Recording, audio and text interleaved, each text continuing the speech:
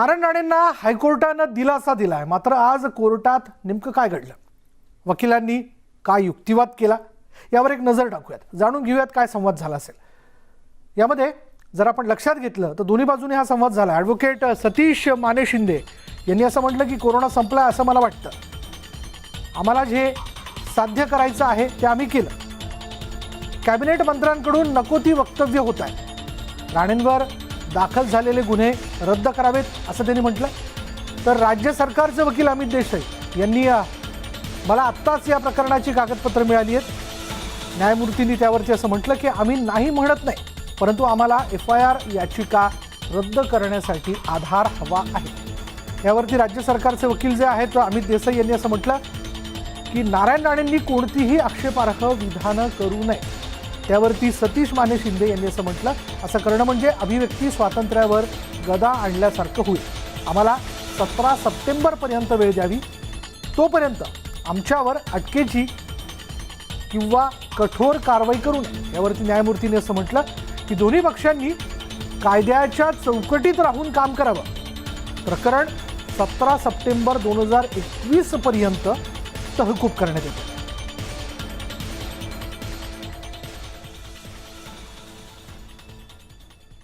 आणि याचबद्दल एक breaking news अशी बघा की हायकोर्टानं दिलासा दिल्यानंतर ॲडव्होकेट सतीश माने शिंदे यांनी आपली प्रतिक्रिया देऊ केली। नारायण राणेंना दिलासा मिळालेला आहे आणि जर आपण लक्षात घेतलं यामध्ये तर नारायण राणेंना कोर्टानं दिलासा दिला। आज हायकोर्टामध्ये याबद्दलची सुनावणी झाली, बघूयात ॲडव्होकेट सतीश माने शिंदे यांनी काय म्हटलं। एक statement of mister Narayan Rane पूरा स्टेट को हिला दिया है, पुलिस मशीनरी को हिला दिया है। तो इससे भी ज़्यादा सीरियस ऑफेंसेस महाराष्ट्र में होते हैं, लेकिन उनके बारे में कोई टिप्पणी नहीं होती है, कोई इन्वेस्टिगेशन नहीं होती है। मिनिस्टर्स फरार होते हैं महाराष्ट्र से, फिर भी कुछ नहीं होता है। तो ऐसे मामले में इतना दखल देना टोटली बेबुनियाद है। इतर गुन्ह्यांची कॉपी अजून आमच्यापर्यंत नाही, जेव्हा आम्हाला मिळेल निश्चितपणे आम्ही उच्च न्यायालयात पुन्हा दाखल करू। एक गोष्ट आपण लक्षात ठेवली पाहिजे, ती म्हणजे प्रामुख्याने अशी की जे गुन्हे नारायण राणे यांच्याविरुद्ध दाखल करण्यात आलेले आहेत त्या सगळ्या गुन्ह्यांमध्ये शिक्षेची जी तरतूद आहे ती 7 वर्षांपेक्षा कमी शिक्षेची तरतूद आहे आणि अशा स्वरूपांच्या गुन्ह्यांमध्ये थेट अटकेची कारवाई करता येत नाही। त्या संदर्भात सर्वोच्च न्यायालय व उच्च न्यायालयाचे अनेक न्याय निवाडे दिलेले आहेत। महाडच्या पोलिसांनी या न्याय निवाड्यांचा दाखला न देता थेट अटकेची कारवाई केली, ती बेकायदेशीर होती असं देखील आमचं म्हणणं आहे। त्यामुळे कोर्टापुढे आम्ही दाद मागितलेली आहे व या संदर्भात पुढची सुनवाई ही 17 तारखेला होणार आहे। नारायण राणे यांना हायकोर्टाने दिलासा दिल्यानंतर त्यांनी प्रतिक्रिया दिली आहे, बघूयात त्यांनी काय म्हटलं। आज हायकोर्टात माझ्या विरुद्ध ज्या केसेस शिवसेनेकडून दर्ज करण्यात आलेल्या आहेत त्यासंबंधी आता 3:30 वाजता निकाल लागलेला आहे। दोन्ही निकाल महाड आणि हे माझ्या बाजूने लागलेले आहेत। याचाच अर्थ देशात किंवा देश कायद्याने चालतो आहे हे सिद्ध झालेलं आहे। मुख्यमंत्र्यांबाबत आक्षेपार्ह विधान केल्यानंतर नारायण राणेंविरोधात नाशिकमध्ये तक्रार दाखल करण्यात आली होती आणि त्यानंतर नारायण राणे यांच्या अटकेचे आदेश नाशिकचे पोलीस आयुक्त दीपक पांडे यांनी दिले होते। आता हायकोर्टाच्या निर्णयानंतर दीपक पांडे यांनी काय प्रतिक्रिया दिली तीही पाहूयात। जोपर्यंत याची सुनावणी होत नाही तोपर्यंत आपण स्टेटस को ठेवतो, तसासारखा हा निर्णय आहे आणि याच्यासाठी शासनाचे वतीने जे हमी देण्यात आलेली आहे तर आम्ही शासनाचे पार्ट असल्यामुळे त्याच्या पालन करणे आमच्यावर बंधनकारक आहे आणि यामुळे आम्ही माननीय न्यायालयाच्या आदेशाचे जे आहेत ते सन्मान करून आणि जे शासनाने हमी दिलेले आहे त्याची पाठराख करून जे याच्यामध्ये कोर्सिव्ह ॲक्शन न घेण्याबाबत आहे ते विधानावर आपण कायम असणार आणि कुठलाही कोर्सिव्ह ॲक्शन आपल्याकडून घेतला जाणार नाही याची काळजी घेणार। केंद्रीय मंत्री नारायण राणे यांना काल महाड कोर्टात हजर करण्यात आलं होतं. महाड कोर्टानं 15,000च्या वैयक्तिक जात मुचलक्यावर राणेंना जामीन मंजूर केला. अटकेसाठी पोलिसांनी आवश्यक ती प्रक्रिया पार न पाडल्यानं जामीन मंजूर करण्यात आला. तर 30 ऑगस्टला राणे यांना रायगड गुन्हे शाखेत हजेरी लावावी लागणार आहे. त्याचबरोबर राणेंनी पुराव्यांशी छेडछाड करू नये असं देखील कोर्टानं म्हटलंय. प्रथम वर्ग न्यायदंडाधिकाऱ्यांसमोर सुमारे 1 तास सुनावणी झाली. जवळपास दोन्ही बाजूंनी 1 तास युक्तिवाद करण्यात आला आणि त्यानंतर 15 मिनिटांनी दंडाधिकाऱ्यांनी जामीन मंजूर केला.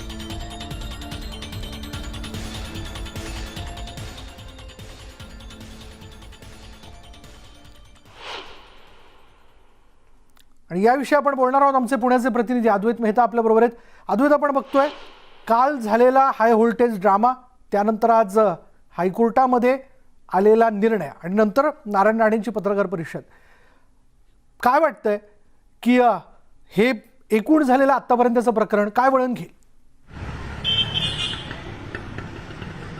विशाल, आपण जर बघितलं तर नारायण राणे यांचा समावेश भाजपने केल्यानंतर आणि केंद्रामध्ये मंत्रिपद दिल्यानंतर भाजपचं जे टार्गेट आहे ते निश्चितपणे महापालिका निवडणूक आहे पुढच्या, आणि त्यातही मुंबई महापालिका, ज्याच्यावरती शिवसेनेची सत्ता आहे आतापर्यंत आणि शिवसेनेकडून ती त्यांना खेचून घ्यायची आहे. आणि त्यासाठी नारायण राणे जे शिवसेनेच्या राडा संस्कृतीत वाढले, ज्यांना सगळ्या खाचाखोचा माहिती आहे, ते उपयोगी पडतील असा एकंदरीत मनसुबा भाजपचा दिसतोय. आणि जन आशीर्वाद यात्रेनिमित्त त्यांनी जे सुरू केलं उद्धव ठाकरे यांना टार्गेट करायला, आणि त्यानुसार आपण बघितलं योगायोगानं आज महापालिकेची प्रभाग रचना जाहीर झालेली आहे. 1चा वॉर्ड असणार आहे. जसं मुंबईमध्ये उद्धव ठाकरेंकडून खेचून घ्यायची आहे पालिकेतली सत्ता, पुण्यामध्ये अजित पवारांना भाजपकडून ती सत्ता खेचून घ्यायची आहे. इथं सुद्धा राष्ट्रवादी विरुद्ध भाजप असा सामना होणार आहे. मुंबईमध्ये सेना विरुद्ध भाजप सामना होणार आहे. आणि स्टार प्रचारक म्हणून नारायण राणे यांची जी मुलूक मैदानी तोफ आहे ती भाजप वापरणार, यात अजिबात शंका नाही. उद्याच कणकवलीमध्ये खरं तर अंकुश काकडे राष्ट्रवादीचे हे पत्रकार परिषद घेणार होते.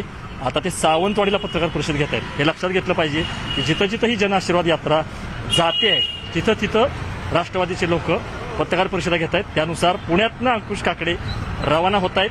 त्यामुळं आपल्याला माहिती आहे की ह्याच्या आधीसुद्धा अजित पवार विरुद्ध नारायण राणे असा सामना रंगलेला होता. शरद पवारांनी तर ज्यांना लोकांनी नाकारलेला आहे, जेव्हा पराभूत झाले होते राणे, त्यांना काय महत्त्व द्यायचं, किंवा कालसुद्धा मी या विषयाला महत्त्व देत नाही असं म्हणून त्यांना डिवचलेलं आहे. चंद्रकांत पाटील आत्ता कोथरूडला आहेत, कोल्हापूरचे जरी त्या असले तरी त्यांनासुद्धा माहिती आहे की या सगळ्या महापालिका निवडणुकांमध्ये भाजपकडून आक्रमकपणे शिवसेना आणि राष्ट्रवादीवरती कोण हल्ला चढवू शकतं, तर ते नारायण राणे चढवू शकतात. त्यामुळं नारायण राणे एक प्रकारे नारायण अस्त्र आपण म्हणूयात, या अस्त्राचा भाजप जो आहे तो उपयोग करणार पुढच्या महापालिका निवडणुकीमध्ये. आणि त्यासाठी जी सगळी नेपथ्य रचना आहे. आणि आता कोर्टाला दिलासा मिळाल्यामुळं राणे जे आहेत ते अजून दुप्पट एनर्जीनं ते उतरतील मैदानामध्ये. 2 दिवसाच्या गॅपनंतर त्यांची जनआशीर्वाद यात्रा जी आहे ती सुरू होईल.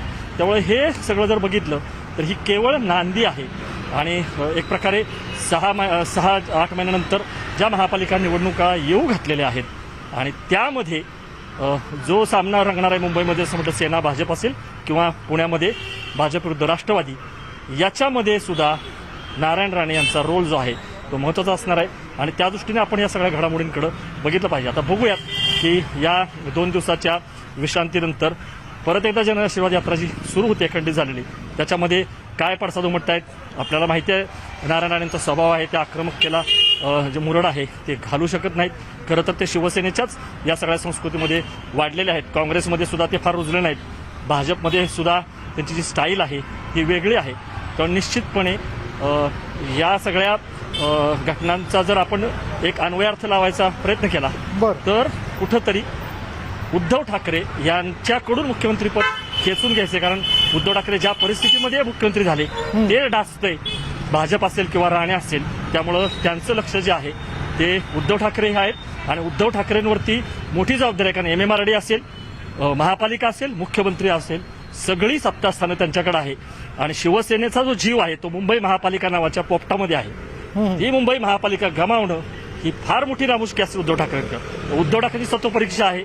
आणि उद्धव ठाकरेंना या निमित्ताने राजकीय धडा शिकवण्यासाठी भाजप नारायण राणेंना मैदानात उतरवेल. आणि त्याची ही जी सगळी नांदी आहे किंवा रंगीत तालीम आहे असं आपल्याला म्हणजे म्हणता येईल या सगळ्या गोष्टी. तर बघूयात आता की पुढचं काय होईल जसं जनआशीर्वाद यात्रा असेल किंवा आता महापालिकेचं जसं म्हटलं की वॉर्ड रचना जाहीर झालेली आहे. निश्चितपणे नारायण राणे हे मैदानात उतरून शिवसेना आणि राष्ट्रवादी या दोघांना टार्गेट केल्याशिवाय ते शांत राहणार नाहीत. पण मग अद्वैत जो काही हाय व्होल्टेज ड्रामा झाला त्याचा फायदा नेमका कोणाला झालाय? म्हणजे आता जसं राष्ट्रवादीचाही मुद्दा तू मांडला, मुख्यमंत्रीपदाचा तू मुद्दा मांडला, यावरनं मायलेज नेमकं कोण घेऊन जाईल? आत्ता आपण असं की 50-50 झालेलं आहे हे लक्षात घेतलं पाहिजे. कारण सुरुवातीला जेव्हा नारायण राणे यांच्यावरती कारवाई झाली तेव्हा निश्चितपणे शिवसेना किंवा महाविकास आघाडीच्या गटामध्ये एक आनंद होता. पण त्यानंतर ज्या पद्धतीने आता ही अटक अद्वैत, मी जरा तुला थांबवतोय. मी पुन्हा एकदा तुझ्याकडे येतो. आपल्याबरोबर शिवसेनेचे आमदार आणि नेते भास्कर जाधव देखील या संवादामध्ये सहभागी होत आहेत. भास्कर जाधवजी, एकूणच आजची नारायण राणेंची पत्रकार परिषद आपण बघितली असेल. असं एकूण लक्षात येते त्यांच्या संवादावरनं की मी जे बोललो ते अजिबात चुकीचं बोललो नाही. त्यांनी काही भूतकाळातली मुख्यमंत्र्यांच्या वक्तव्यांची आठवण करून दिली. मग ते जे बोलले होते ते काही चुकीचं होतं का? मग त्यांच्यावर कारवाई का नाही असं देखील सूचक त्यांना सुचवायचं होतं. म्हणजे मी दुप्पट ऊर्जेने यापुढे आता यांना पुरून उरेल असा काही सूर होता असं दिसून येते का? असं आहे की नारायणराव राणेंची पत्रकार परिषद मी काही पाहिलेली नाही, परंतु नारायणराव राणे काल जे काही गेले ते थोडीशी विश्रांती घेऊन ते आता काहीतरी पत्रकार परिषदेच्या निमित्तानं बाहेर समोर आले असं आपलं एकंदरीत मी ऐकतोय. त्या विषयामध्ये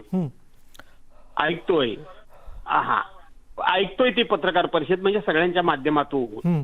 परंतु मी तुम्हाला एवढंच सांगतो की नारायणराव राणेंनी हे आणलेलं उसणं अवसान आहे. नारायणराव राणे काहीही करू शकत नाही, मी तुम्हाला आत्ताच सांगतो. पहिली गोष्ट, आजपर्यंत नारायणरावांच्यावर अनेक आरोप झाले. मी त्याच्यात उजळणी करत नाही, परंतु श्रीधर नाईकांच्या खुनापासून अनेक गोष्टींसंदर्भात त्यांच्यावर संशयाची सुई त्या ठिकाणी फिरली, परंतु त्यांना कधीही अटक झाली नव्हती. काल त्यांना पहिल्यांदा अटक झाल्यानंतर त्यांची अवस्था, त्यांची बॉडी लँग्वेज, त्यांचा चेहरा हा तुम्ही जवळून बघितला असेल, हे तुम्ही सर्वांनी बघितलं असेल. पण भास्कर जाधव तिथे असं म्हणतात की अग्रलेखात मला गँगस्टर म्हणून हिनवण्यात आलं किंवा बोललं जातंय. मग जर मी गँगस्टर होतो तर शिवसेनेने मला मुख्यमंत्री का केलं?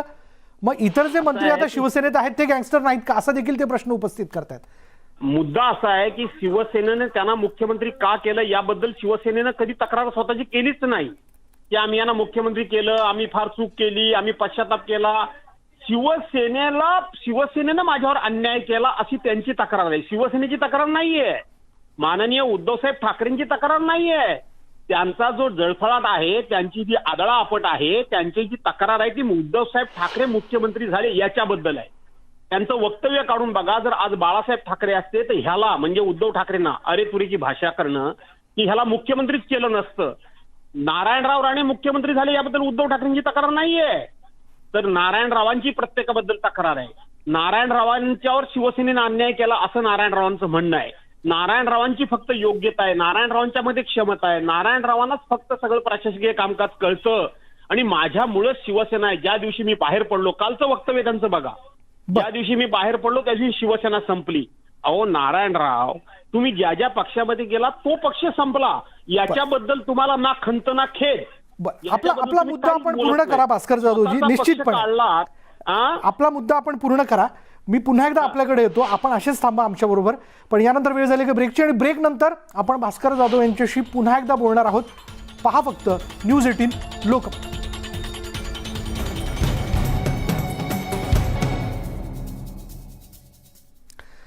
ब्रेकनंतर कोर्टाची पायरी या विशेष कार्यक्रमात आपलं सगळ्यांचं स्वागत. मी थेट पुन्हा एकदा जातोय. शिवसेनेचे आमदार आणि नेते भास्कर जाधव आपल्याबरोबर, त्याचबरोबर प्रवीण दरेकर देखील आहेत, विधान परिषदेचे विरोधी पक्षनेते. भास्कर जाधव, आपण ब्रेकपूर्वी म्हणालात की नारायण राणेंची शिवसेनेबद्दलची तक्रार आहे पण शिवसेनेची नाही. पण बांद्र्यातल्या जाहीर सभेमध्ये बाळासाहेबांनीच असं म्हटलं होतं की हराणाऱ्या गँगमधला नाऱ्या म्हणजेच नारायण राणे, कोंबडी चोर, त्याला मी मुख्यमंत्री केला. आपण जर त्यांना डिवसणार तर रिॲक्शन येणारच याबद्दल. असं आहे की आज हिंदू हृदय सम्राट शिवसेना प्रमुख मान्य बाळासाहेब ठाकरे जाऊन किती वर्ष झाली हो? तुम्ही बाळासाहेब आणि नारायणराव राणेंची काय तुलना करता काय? तुलना करायचा विषयच नाही. ऐका ना ओ राजेंद्रजी, माझं पूर्ण ऐका जरा, माझं पूर्ण ऐका. मगाचं माझं बोलणं पूर्ण झालेलं नाही, माझं जरा ऐका तुम्ही. मुद्दा असा आहे की नारायणरावांची शिवसेनेबद्दलची तक्रार आहे, शिवसेनेची नारायणरावांबद्दलची तक्रार नाही. आपण सन्माननीय बाळासाहेबांनी ते वक्तव्य केलं होतं, असं काय करतात त्यांनी असं म्हटलं. हो ना, बाळासाहेबांनी अशी 4 नाही 40 नाही 400 वक्तव्य केली असतील, मी त्याचं नाकारत नाही.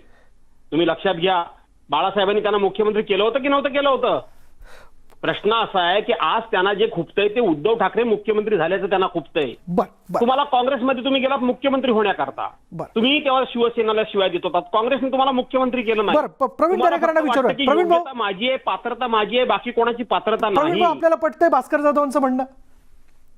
नाही, बाळासाहेबांसंदर्भात उद्धवजींच्या संदर्भात सांगतायत.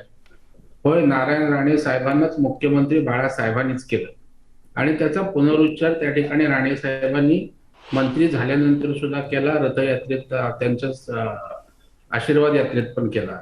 पण याच बाळासाहेबांनी भास्कर जाधवांना पण आमदार केलं होतं. हो, झेडपी मेंबर होते भास्कर जाधव आणि सिटिंग आमदार खेडेकर होते बापूसाहेब, त्यांना डावलून केलं होतं.